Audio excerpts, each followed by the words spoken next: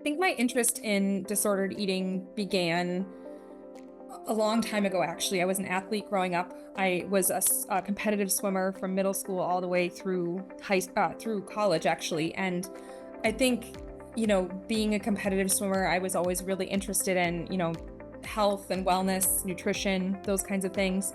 But I found myself always really struck by, I was constantly surrounded by incredible athletes with incredible, bodies that were able to do amazing things. And yet people often talked really negatively about their bodies and were always trying to pursue looking different than they did, weighing different amounts than they did. And often kind of their pursuit of those things actually made it harder for them to achieve what they could have in the pool.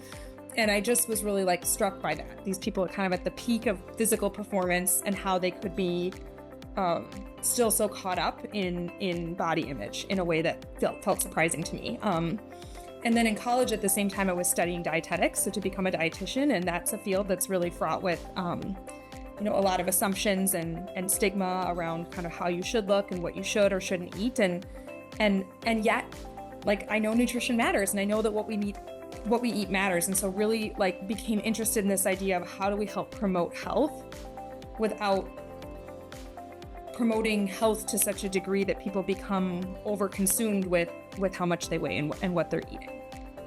And so I think that's what really drove me. I mean, I followed this meandering path, right? I became a dietitian. I worked for a while in an eating disorder treatment facility as a dietitian, and then came back to school to pursue my PhD, and that was in epidemiology.